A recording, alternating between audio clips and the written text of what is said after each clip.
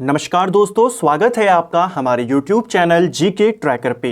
देखिए फ्रेंड्स, आज की वीडियो में हम बात करेंगे जो हमारी एक सीरीज है टॉप जीके एमसीक्यू सीरीज, जिस सीरीज में हम एग्जाम में बार बार पूछे गए प्रश्नों को यहाँ पे कवर करते हैं। ये सभी क्वेश्चन आपके प्रीवियस ईयर क्वेश्चंस होते हैं। इनको हम यहाँ पर सिर्फ क्वेश्चन आंसर के रूप में कवर नहीं करते, बल्कि इनसे रिलेटेड जितने आपके अदर एक्स्ट्रा फैक्ट्स होते हैं उनको भी यहीं पे कवर कर जाते हैं, जिससे आपका साथ साथ में रिवीजन भी हो जाता है, प्रीवियस ईयर के क्वेश्चन भी हो जाते हैं और आपका एक क्वेश्चन से रिलेटेड सारे फैक्ट आपको एक जगह पर मिल जाते हैं। ये हमारा इस सीरीज का 25वां पार्ट है। अगर आपने इससे पहले की क्लासेस को नहीं देखा है, आप उनको प्लेलिस्ट में जाके देख सकते हैं। तो चलिए दोस्तों, आज की वीडियो को शुरू करते हैं। आज का हमारा पहला क्वेश्चन है, अपने विरोधियों के प्रति किसने कठोर लौह और रक्त की नीति अपनाई थी? तो देखिए, लौह और रक्त की नीति को अपनाने वाला शासक था बलबन। ऑप्शन सी हमारा सही आंसर होगा। दिल्ली सल्तनत का जो पहला वंश था गुलाम वंश, इस वंश का 9वां राजा का नाम था बलबन। ठीक है, 9वें क्रम का ये शासक था और इसने अपने विरोधियों के प्रति लौह और रक्त की नीति यानी खून के बदले खून की नीति इसने अपनाई थी। तो ये क्वेश्चन बनता है, इसको लेकर आपने याद करना है। बलबन को लेकर के पूछे जाने वाले कुछ और इंपॉर्टेंट तथ्य हैं, उनको भी यहीं पर देख लेते हैं। बलबन की बात करें तो बलबन 1246 से लेकर 1266 तक दिल्ली सल्तनत में प्रधानमंत्री के तौर पर यानी वजीर के तौर पर यह काम करता है, नसीरुद्दीन महमूद के अंदर। ठीक है, उसके अंडर में। इसके बाद 1266 से लेकर 1286 तक ये एज ए सुल्तान के रूप में काम करता है। एक तो आपको इसका टाइम पीरियड पता होना चाहिए। बलबन का वास्तविक नाम बहाउद्दीन था। गयासुद्दीन बलबन के नाम से ये गद्दी पर बैठता है। इल्तुतमिश का ये गुलाम था। इल्तुतमिश ने इसे 1233 में खरीदा था। ठीक है, और चालीसा दल का ये एक मेंबर था। 20 वर्ष इसने वजीर के तौर पर और 20 वर्ष इसने सुल्तान के तौर पे शासन किया। राजत्व के सिद्धांत का प्रतिपादन करने वाला यह दिल्ली का पहला सुल्तान था। यह भी काफी इंपॉर्टेंट है। ठीक है, नियाबत एक खुदाई यानी ईश्वर का प्रतिनिधि और जिल्ले इलाही यानी ईश्वर की छाया, इसकी उपाधि धारण करने वाला भी यह दिल्ली का पहला सुल्तान था। क्वेश्चन बनता है, कौन अपने आप को ईश्वर का प्रतिनिधि, ईश्वर की छाया कहता था? बलबन कहता था। सिजदा और पैबोस प्रथा की शुरुआत भी इसी ने करी थी। यानी कि जब आप सुल्तान के सामने जाएंगे तो सर झुकाकर सुल्तान के सामने आप खड़े रहेंगे, जिसे सिजदा बोला गया, और पैबोस यानी कि पूरा लेटकर आप उसके पैरों को चूमेंगे। तो ये दोनों प्रथाएं ईरानी दरबार से प्रेरित थी। इनको भी शुरू किसने किया? बलबन ने किया। ईरानी त्यौहार नौरोज को मनाने की शुरुआत भी किसने करी? बलबन ने करी। तो बलबन को लेकर के ये कुछ इंपॉर्टेंट बातें जो आपको याद करनी है। गुलाम वंश को लेकर के, दिल्ली सल्तनत को लेकर के हमारी एक सीरीज ऑलरेडी चल रही है मेडिवल हिस्ट्री की, जिसमें हम टॉपिक वाइज सारे इंपॉर्टेंट फैक्ट्स को कवर कर रहे हैं। आप उसे प्लेलिस्ट से देख सकते हैं। नेक्स्ट है, जब तक हमारे शरीर में खून की एक भी बूंद रहेगी, हम अंग्रेजों से बगावत और उनका विरोध करते रहेंगे। यह कथन किसका है? तो एक काफी फेमस स्टेटमेंट है। 1857 की क्रांति के दौरान इसे दिया गया था और इस स्टेटमेंट को पीर अली खान के द्वारा दिया गया था। ऑप्शन ए हमारा सही आंसर होगा। 1857 की क्रांति में एक सक्रिय भूमिका निभाते हैं पीर अली खान। बिहार की साइड ये ज्यादा एक्टिव रहते हैं और इन्हीं का ये स्टेटमेंट था जो आपको याद करना है। पेपर में पिछले वर्ष ये पूछा गया था। नेक्स्ट है, निम्नलिखित में से किसे मराठों का मैकियावेली कहा गया है? मराठाओं का मैकियावेली ये कहा जाता है नाना फडणवीस को। ऑप्शन ए हमारा सही आंसर होगा। नाना फडणवीस से रिलेटेड दो बातें आपको याद करनी है। पहला, इनका मूल नाम बालाजी जनार्दन भानु था और दूसरा, एक अंग्रेज था जिसका नाम था जेम्स ग्रांट, उसने इनको मराठों का मैकियावेली कहा था। इन दोनों बातों को याद करेंगे। मराठाओं का मैकियावेली किसको कहते हैं, किसने कहा और इनका वास्तविक नाम क्या है? ठीक है, नेक्स्ट है हमारा, पाहुल प्रणाली की शुरुआत किसके द्वारा शुरू की गई थी? तो देखिए, पाहुल प्रणाली सिख धर्म में इसकी शुरुआत गुरु गोविंद सिंह के द्वारा की गई थी। ऑप्शन सी हमारा सही आंसर हो जाएगा। पाहुल प्रणाली क्या थी? तो देखिए, सिख समूह में जात बंधन इनको तोड़ने के उद्देश्य से एक ही कटोरे से प्रसाद ग्रहण करने की परंपरा को शुरू किया गया था और इसे ही बोला गया था पाहुल प्रणाली। तो ऑप्शन सी हमारा सही आंसर होगा। गुरु गोविंद सिंह के द्वारा इसे शुरू किया गया था। इनको लेकर के कुछ इंपॉर्टेंट बातें और पूछी जाती हैं, इनको यहाँ पर देख लेते हैं। सिखों के 10वें और अंतिम गुरु थे गुरु गोविंद सिंह जी। इनका जन्म 1666 में पटना में इनका जन्म होता है और इनकी हत्या कर दी जाती है 1708 में महाराष्ट्र के नांदेड़ में एक पठान जिसका नाम था गुल खान। तो गुल खान नामक पठान, कहीं कहीं पर इसका नाम अजीम खान भी देखने को मिलता है। तो इतना इंपॉर्टेंट नहीं है, केवल आपको यह याद करना है कब और कहां पर। तो नांदेड़ नामक जगह पर 1708 में इनकी हत्या कर दी जाती है। सिखों के लिए इन्होंने 5 ककार, जिनमें केश, कंघा, कृपाण, कच्छा और कड़ा, ये अनिवार्य इन्होंने कर दिए थे। तो किसने किए थे और कौन कौन इसमें शामिल है, ये क्वेश्चन भी बनता है। फारसी में इन्होंने जफरनामा की रचना भी करी थी। क्वेश्चन बनता है जफरनामा किसने लिखा है, तो गुरु गोविंद सिंह का नाम आप बताएंगे। इनकी आत्मकथा का नाम है विचित्र नाटक। खालसा पंथ की स्थापना इन्होंने करी थी 1699 में करी थी। और सिखों के धार्मिक ग्रंथ आदि ग्रंथ को वर्तमान रूप भी इनके द्वारा दिया गया था। इसको भी आपने याद करना है, ठीक है। और यही सिखों के अंतिम गुरु थे। आदि ग्रंथ को इन्होंने वर्तमान रूप दिया और फिर कहा कि अब यही सिख धर्म में गुरु के पद का कार्य करेगी। तो इन्हें भी आपने याद करना है, किसने अंतिम रूप प्रदान किया, इन्होंने ही किया, ठीक है। नेक्स्ट है, मुस्लिम शिक्षा के विकास के लिए प्रथम मदरसा की स्थापना कब की गई थी। तो इंडिया के अंदर पहला मदरसा ये कलकत्ता में बनाया गया था और इसकी स्थापना 1781 में होती है वॉरेन हेस्टिंग के शासनकाल में। तो इसको आपने याद करना है, ठीक है। पहला मदरसा कब बनाया गया, 1781, और कहां बना, कलकत्ता में। किसके काल में, वॉरेन हेस्टिंग के काल में। कुछ इंपॉर्टेंट बातें उनको देख लेते हैं। वॉरेन हेस्टिंग के काल में इसकी स्थापना होती है। एशियाटिक सोसाइटी ऑफ बंगाल, इसकी स्थापना भी वॉरेन हेस्टिंग के काल में होती है, 1784 में विलियम जोन्स करते हैं, ठीक है। और ये वही विलियम जोन्स हैं जो कालिदास की जो रचना है अभिज्ञान शाकुंतलम, उसका भी अंग्रेजी में अनुवाद करवाते हैं। कौन, विलियम जोन्स। वाराणसी में प्रथम संस्कृत महाविद्यालय की स्थापना भी वॉरेन हेस्टिंग के काल में होती है, 1782 में होती है। जोनाथन डंकन के द्वारा यह स्थापित किया जाता है। तो ये कुछ इंपॉर्टेंट फैक्ट्स जो आपको याद करने हैं, क्वेश्चन यहां से बन जाते हैं। नेक्स्ट है हमारा, दास प्रथा का अंत किस गवर्नर जनरल के शासनकाल के दौरान किया गया था। तो दास प्रथा का अंत होता है 1843 में और उस समय गवर्नर जनरल था एलन ब्रो। ऑप्शन सी हमारा सही आंसर होगा। 1843 में दास प्रथा का अंत कर दिया जाता है और रविवार की छुट्टी की शुरुआत हो जाती है। तो कब से शुरू हुई है छुट्टी भी, 1843 से इसकी शुरुआत होती है। बात करें महत्वपूर्ण तथ्यों की, एलन ब्रो जो था ये 1842 से 44 तक भारत का गवर्नर जनरल रहा था। इसी के शासनकाल में अगस्त 1843 में अंग्रेजों ने सिंध विजय किया था। तो सिंध पर अधिकार, सिंध को ब्रिटिश साम्राज्य में अंग्रेजों ने कब मिलाया था, 1843 में, इसी एलन ब्रो के काल में मिलाया था। सिंध को जीतने के लिए जो एलन ब्रो था, इसने चार्ल्स नेपियर को भेजा था। तो किसके नेतृत्व में इसने सिंध को जीता एलन ब्रो ने। गवर्नर जनरल ये है, लेकिन किसका नेतृत्व था, चार्ल्स नेपियर का।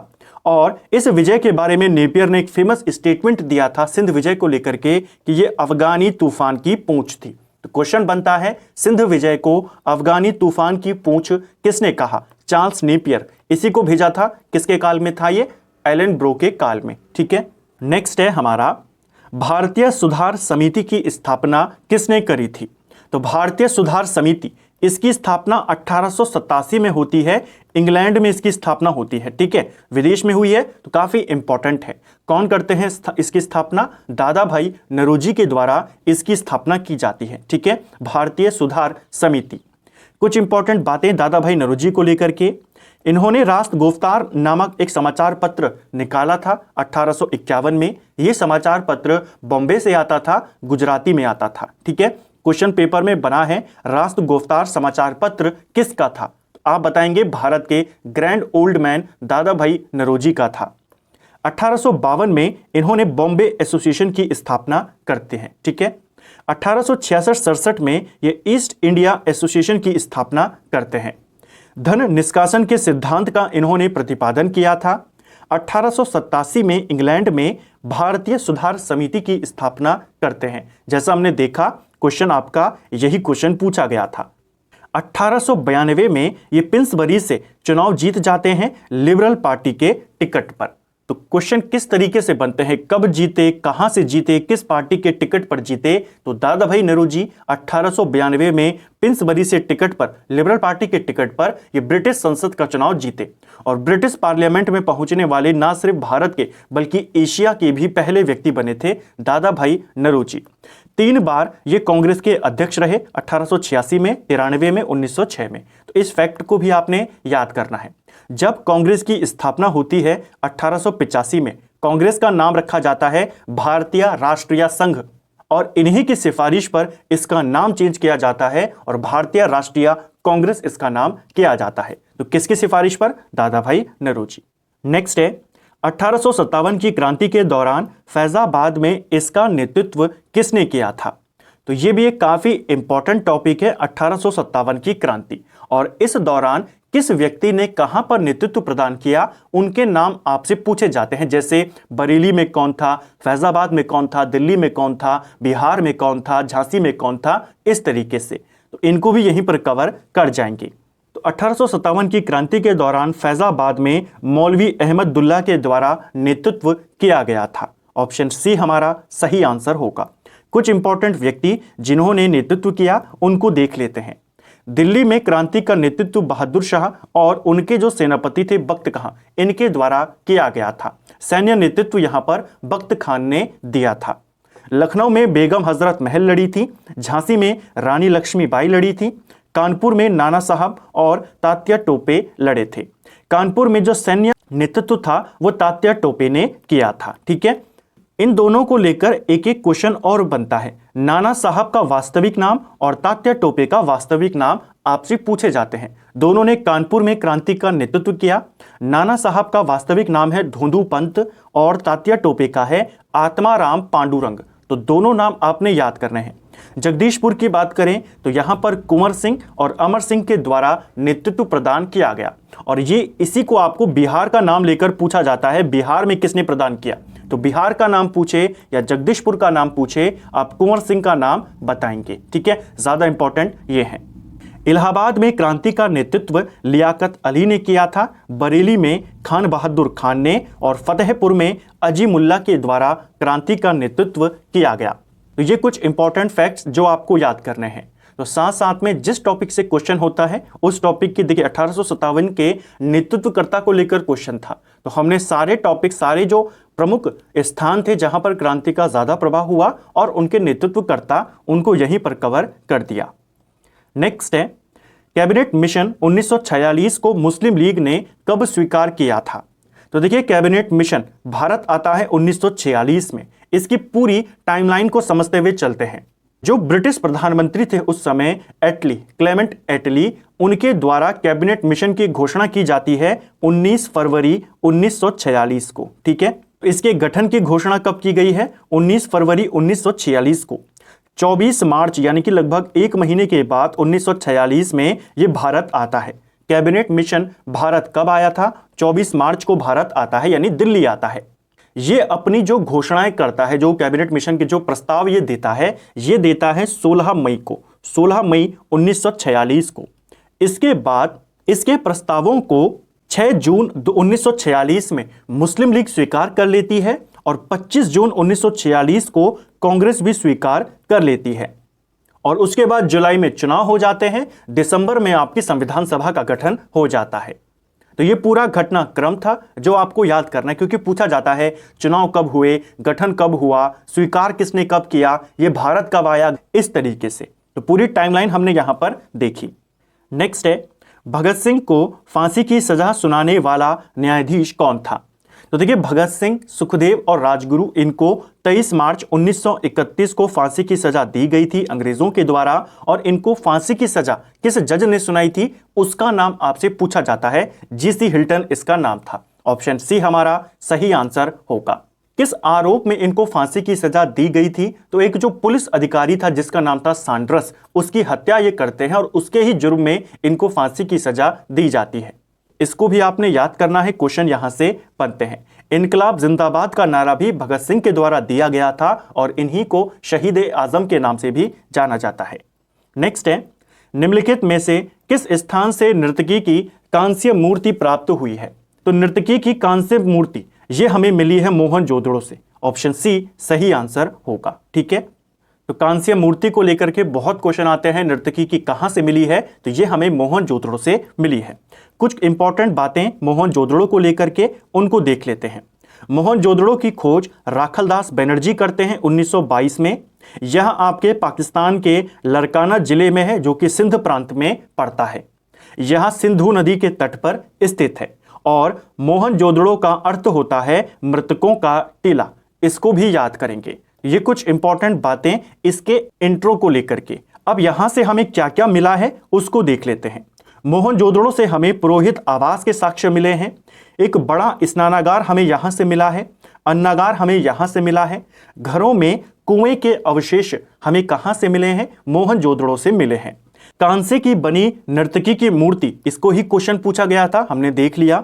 सबसे चौड़ी सड़क भी हमें मोहनजोदड़ो से मिली है। पशुपतिनाथ की मूर्ति भी हमें यहां से मिली है और मूर्ति के चारों तरफ 4 जानवर हैं, कौन कौन हैं ये भी पूछा जाता है, तो हाथी, गेंडा, चीता और भैंसा ये इसमें शामिल हैं। दाढ़ी वाले आदमी की मूर्ति भी हमें यहां से मिली है और 5 बेलनाकार मुद्राएं भी हमें यहां से मिली हैं। तो यहां से हमें ये इंपॉर्टेंट चीजें मिली हैं मोहनजोदड़ो को लेकर के। तो मोहनजोदड़ो से आपके क्वेश्चन बनते हैं। सारे तथ्य हमने यहीं पर कवर कर दिए। किसने खोज करी, कब करी, कहां है, कौन सी नदी के तट पर है, क्या इसका अर्थ है और फिर यहां से क्या क्या हमें मिला है। नेक्स्ट है, किस वर्ष राष्ट्रीय नियोजन समिति का गठन किया गया था। तो राष्ट्रीय नियोजन समिति ये बनती है 1938 में और इसके प्रेसिडेंट, इसके अध्यक्ष बनाए जाते हैं जवाहरलाल नेहरू। तो इनका नाम भी आपने याद करना है। नेक्स्ट है, भारतीय बीमा विनियामक और विकास प्राधिकरण यानी IRDA की यहां पर बात हो रही है। इसका हेडक्वार्टर कहां पर है।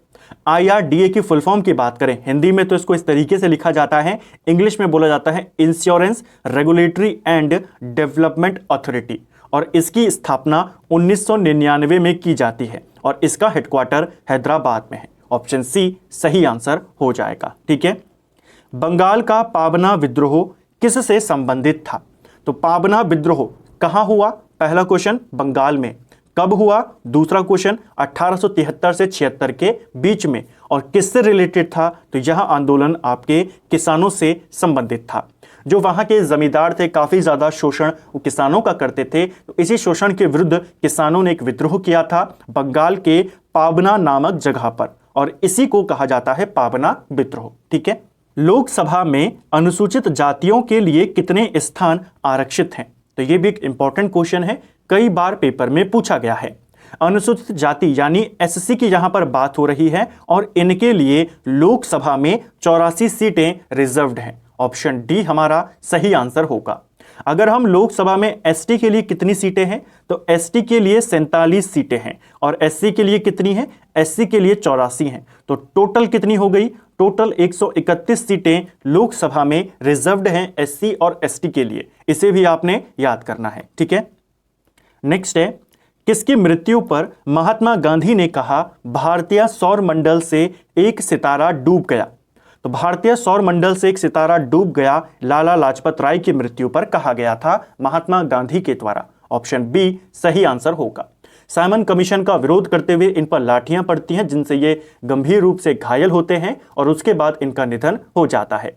जो भगत सिंह थे, सुखदेव थे, राजगुरु थे, उन्होंने इन्हीं की हत्या का बदला लेने के लिए उस पुलिस अधिकारी की हत्या करी थी। तो इसको भी आपने याद करना है। ठीक है, नेक्स्ट है, भोरघाट दर्रा किन 2 स्थानों के बीच संपर्क मार्ग है। तो देखिए 2-3 दर्रे आते हैं जो आपसे पूछे जाते हैं प्रायद्वीपीय भारत के। एक है उन्हीं में से भोरघाट दर्रा, ये जोड़ता है मुंबई और पुणे को। ऑप्शन सी सही आंसर हो जाएगा। कुछ इंपॉर्टेंट दर्रे हैं प्रायद्वीपीय भारत के, दक्षिण भारत के, उनको लिख लीजिए। भोरघाट हमने देख लिया, मुंबई और पुणे। थालघाट जो है ये नासिक और मुंबई को जोड़ता है। पालघाट ये कोयंबटूर और कोच्चिन को जोड़ता है, और शेनकोटा ये तिरुवनंतपुरम और मदुरै को जोड़ता है। इन तीनों को और ऊपर वाला जो हमने देखा भोरघाट, इनको आपको याद करना है। ठीक है, नेक्स्ट है, भारत सरकार ने राष्ट्रीय कृषि नीति की घोषणा किस वर्ष में करी थी। तो पहली बार भारत में जो राष्ट्रीय कृषि नीति आई, ये आई थी सन 2000 में। तो ऑप्शन बी हमारा सही आंसर हो जाएगा। 28 जुलाई 2000 को पहली राष्ट्रीय कृषि नीति आती है। हालांकि इसके बाद 2007 में भी आई, लेकिन पहली पूछेगा या इस तरीके के ऑप्शन देगा जहां पर आपको 2000 ऑप्शन में दिख जाए, आप सीधा इसे टिक करेंगे। ठीक है, नेक्स्ट है दक्षिणी सह्याद्री का निम्नलिखित में से सर्वोच्च शिखर कौन सा है? तो देखिए, जो पश्चिमी घाट है, पश्चिमी घाट को ही सह्याद्री कहते हैं और हम जानते हैं पश्चिमी घाट को दो भागों में बांट दिया जाता है, उत्तरी सह्याद्री और दक्षिणी सह्याद्री।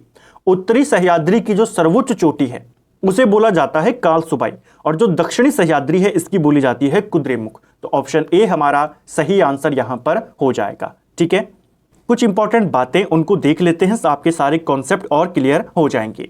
पश्चिमी घाट को ही सह्याद्री कहते हैं। सह्याद्री को दो भागों में बांटा जाता है, उत्तरी सह्याद्री और दक्षिणी सह्याद्री। उत्तरी सह्याद्री का जो सर्वोच्च शिखर है वो कालसुबाई है, जो हमने अभी ऊपर देखा, और दक्षिणी का सर्वोच्च शिखर है आपका कुद्रेमुख। तो यही चीजें हमने अभी देखी, इनको आपने याद करना है। ठीक है, अगर आपसे पूछेगा, ये तो दक्षिणी सह्याद्री की है, अगर दक्षिण भारत की सबसे ऊंची चोटी आपसे पूछी जाएगी तो दक्षिण भारत की सबसे ऊंची चोटी है अनाई मुडी, इसको भी आपने याद करना है। ठीक है, और जो पश्चिमी घाट है और जो पूर्वी घाट है ये दोनों कहां पर मिलते हैं? ये दोनों मिलते हैं नीलगिरी की पहाड़ियों पर। और क्वेश्चन बनता है नीलगिरी की पहाड़ियों की सबसे ऊंची चोटी कौन है? तब आप बताएंगे डोडा बेटा। डोडा बेटा दक्षिण भारत की दूसरे नंबर की सर्वोच्च चोटी है, लेकिन नीलगिरी की सर्वोच्च है, इसको भी याद करेंगे। ठीक है, नेक्स्ट है हमारा जावा सागर और हिंद महासागर को कौन सी जल संधि जोड़ती है? तो कुछ दिन पहले हमने कुछ इंपॉर्टेंट जल संधियों को देखा था, उन्हीं में से एक थी सुंडा जल संधि, जो कि जावा सागर और हिंद महासागर को आपस में जोड़ती है, इसको आपने याद करना है। ठीक है, नेक्स्ट है भारत के अधिकांश भाग में किस प्रकार के वन पाए जाते हैं? तो भारत में अधिकांश जो वन है वो उष्णकटिबंधीय पतझड़ वन यहां पर पाए जाते हैं। निम्नलिखित में से किस मृदा का क्षेत्रीय विस्तार भारत में सर्वाधिक है? तो भारत में कौन सी मिट्टी सर्वाधिक पाई जाती है? तो वो है जलोढ़ मिट्टी। ऑप्शन सी सही आंसर होगा। जलोढ़ मिट्टी को भी दो भागों में बांटा जाता है, एक है पुरानी जलोढ़ मिट्टी और एक है नई जलोढ़ मिट्टी।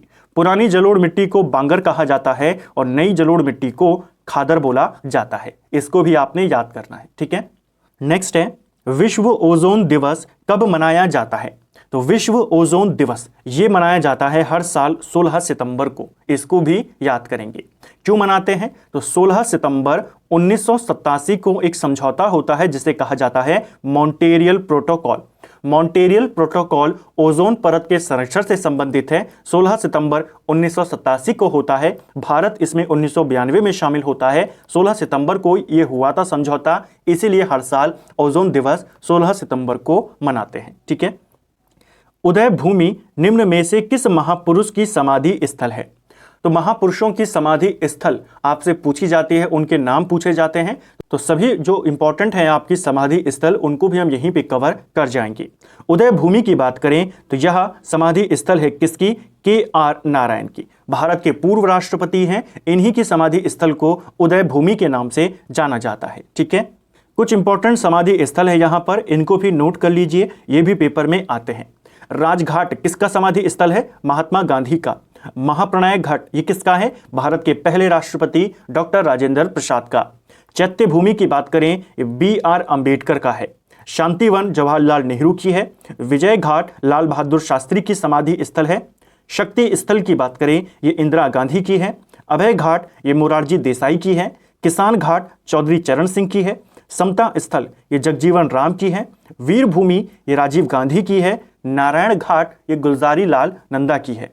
एकता स्थल की बात करें तो ज्ञानी जेल सिंह की है।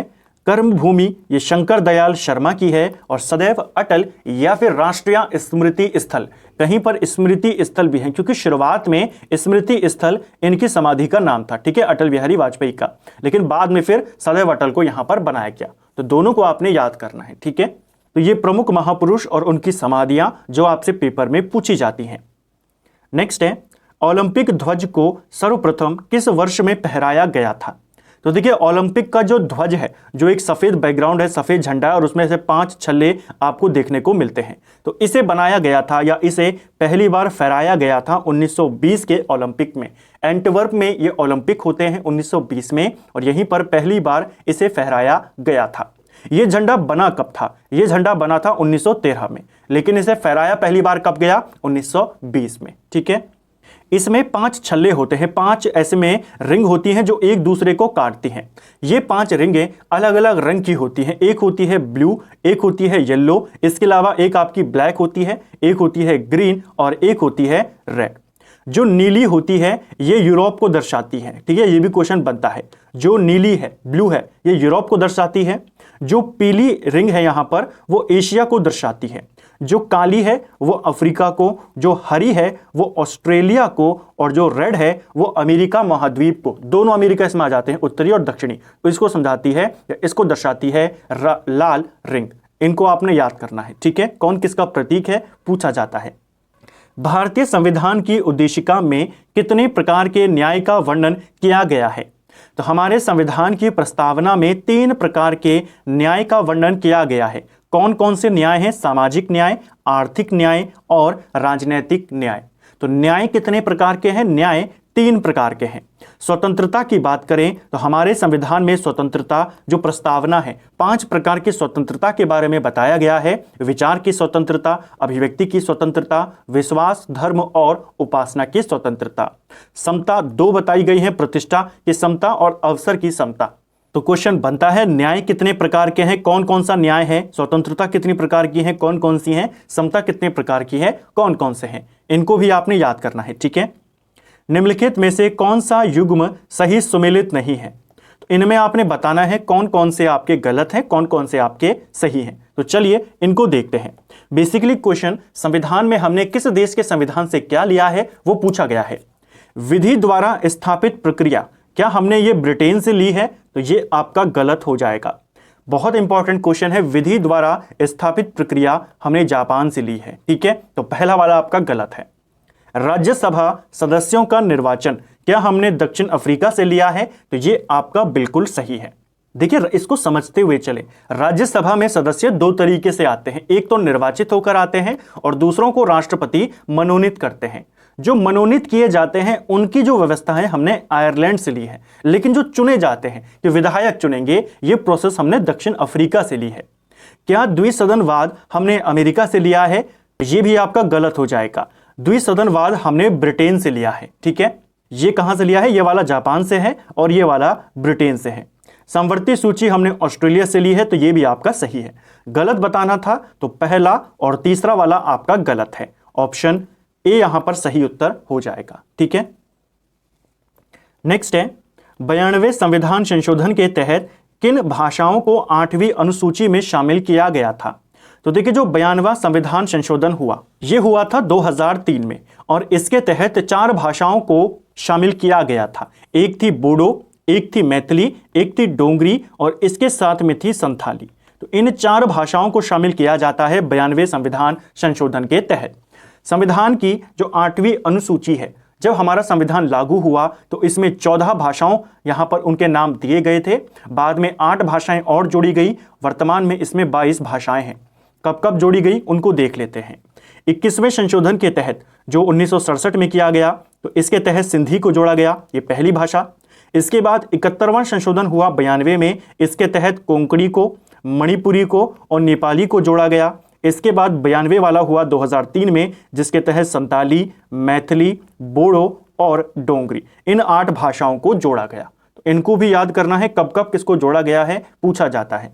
इनके वर्ष भी पूछे जाते हैं और संशोधन भी पूछे जाते हैं। भारतीय राजनीति के इतिहास में अभी तक कुल कितनी बार दोनों सदनों की संयुक्त बैठक बुलाई गई है? तो देखिए अगर किसी साधारण विधेयक के ऊपर, सिर्फ साधारण विधेयक पे, संशोधन वाले पे नहीं, वित्त विधेयक पे नहीं, साधारण विधेयक पे अगर कोई विवाद उत्पन्न हो जाता है दोनों सदनों के बीच में, उसको लेकर के संयुक्त बैठक बुलाने का अधिकार है राष्ट्रपति को और इसकी अध्यक्षता करते हैं लोकसभा के अध्यक्ष। अब तक भारत के इतिहास में 3 बार संयुक्त बैठक बुलाई गई है। ऑप्शन बी सही आंसर हो जाएगा। संयुक्त बैठक बुलाने का जो अधिकार है राष्ट्रपति को आर्टिकल 108 में दिया गया है, ठीक है। और इसकी अध्यक्षता, देखिए बुलाता राष्ट्रपति है, अध्यक्षता लोकसभा का अध्यक्ष करता है, ठीक है। अब तक सिर्फ 3 बार ये अधिवेशन हुआ है। कब कब हुआ है? पहली बार 1961 में दहेज प्रतिबंध विधेयक के समय में, दूसरा 1978 में बैंकिंग सेवा आयोग विधेयक के समय में, और तीसरा 2002 में आतंकवाद निवारक विधेयक के समय में। इन 3 समय में संयुक्त अधिवेशन हुआ है। ठीक है, किसी व्यक्ति के वास्तविक जीवन स्तर का मूल्यांकन किसके द्वारा किया जाता है? तो किसी भी व्यक्ति के जीवन स्तर का वास्तविक मूल्यांकन उसकी आय यानी कि प्रति व्यक्ति आय के आधार पे किया जाता है। तो इसको भी आपने याद करना है, ऑप्शन सी सही आंसर हो जाएगा। नेक्स्ट है, लोकसभा के प्रथम अध्यक्ष कौन थे? सिंपल सा क्वेश्चन है, लेकिन एक्स्ट्रा फैक्ट इसके बहुत इंपॉर्टेंट है और यहां से आपका क्वेश्चन हर बार बनता है। लोकसभा के पहले अध्यक्ष थे गणेश वासुदेव मावलंकर, यानी जीवी मावलंकर ये पहले अध्यक्ष थे लोकसभा के। अब कुछ इंपॉर्टेंट बातें उनको यहां पर देख लेते हैं। आर्टिकल 93 कहता है कि लोकसभा अपने में से एक अध्यक्ष और एक उपाध्यक्ष का चुनाव करती है। तो अध्यक्ष और उपाध्यक्ष कौन से अनुच्छेद के तहत चुने जाते हैं? आर्टिकल 93 के तहत। और आर्टिकल 94 ये कहता है कि जब तक जो नई लोकसभा चुनकर आती है उसकी पहली बैठक नहीं हो जाती तब तक लोकसभा का अध्यक्ष ये बना हुआ रहेगा। तो 93 में इसका चुनाव है। ये दोनों एक दूसरे को त्यागपत्र देते हैं, यानी लोकसभा का अध्यक्ष उपाध्यक्ष को देगा और उपाध्यक्ष अध्यक्ष को देगा। ये क्वेश्चन भी बहुत बार आता है कि लोकसभा का अध्यक्ष किसको देता है। जैसे राज्यसभा का सभापति अपना त्यागपत्र किसको देगा? तो उपसभापति को नहीं करना है, राष्ट्रपति वहां पर टिक होगा, क्योंकि राज्यसभा का सभापति सिर्फ सभापति नहीं होता, वो उपराष्ट्रपति भी होता है और उपराष्ट्रपति अपना त्यागपत्र राष्ट्रपति को देता है। इसी प्रकार लोकसभा का अध्यक्ष ये राष्ट्रपति को नहीं देगा, ये लोकसभा के उपाध्यक्ष को देगा। सदन के संयुक्त बैठक की अध्यक्षता लोकसभा का अध्यक्ष करता है। कोई बिल धन विधेयक है या नहीं, इसका निर्णय भी लोकसभा का अध्यक्ष करता है। जो पहली लोकसभा थी इसका कार्यकाल था 17 अप्रैल 1952 से लेकर 4 अप्रैल 1957 तक। तो इसको भी आपने याद करना है। ठीक है, जो पहली लोकसभा का कार्यकाल है पूछा जाता है। लोकसभा के पहले उपाध्यक्ष कौन थे? तो लोकसभा के पहले उपाध्यक्ष थे अनंत शयनम अयंगर। ये लोकसभा के पहले उपाध्यक्ष थे। कई बार उपाध्यक्ष भी पूछता है, अध्यक्ष तो हमको पता है, कई बार उपाध्यक्ष भी आता है। वर्तमान की बात करें, वर्तमान में आपकी 17वीं लोकसभा चल रही है जिसके अध्यक्ष ओम बिरला हैं। तो इनको भी आपने याद करना है, क्रम भी कई बार पूछ लिया जाता है। तो फ्रेंड्स, ये था हमारी सीरीज है टॉप जीके एमसीक्यू सीरीज, जिसमें हम जीके के प्रीवियस ईयर के क्वेश्चंस को यहाँ पे कवर करते हैं। सभी क्वेश्चन आपसे पेपर में पूछे गए होते हैं और इसी प्रकार आज के वीडियो में हमने हिस्ट्री के क्वेश्चंस को देखा, संविधान के क्वेश्चन को देखा, ज्योग्राफी को देखा, इकोनॉमी को देखा। तो एक मिक्स रिवीजन हो जाता है और उस टॉपिक से रिलेटेड जैसे लोकसभा अध्यक्ष से रिलेटेड सारे तथ्य आपके यहीं पर कवर हो गए। इसके अलावा जो अलग अलग टॉपिक्स थे, हमने इतिहास के सारे टॉपिक्स की डिटेल देखी, प्रमुख समाधि स्थलों के बारे में बात करी। तो कई सारे टॉपिक के कॉन्सेप्ट आपके एक साथ एक जगह पर क्लियर हो जाते हैं। उम्मीद करता हूं आपको आज का वीडियो पसंद आया होगा। अगर आपको ये वीडियो पसंद आया है तो वीडियो को लाइक करें। अगर आप चैनल पर पहली बार आए हैं, चैनल को सब्सक्राइब करें, अपने दोस्तों के साथ शेयर करें। वीडियो आपको कैसा लगा कमेंट बॉक्स में हमें ज़रूर बताएं और इसी प्रकार की वीडियोस को देखने के लिए चैनल की प्लेलिस्ट को विजिट ज़रूर करें। Thank you friends.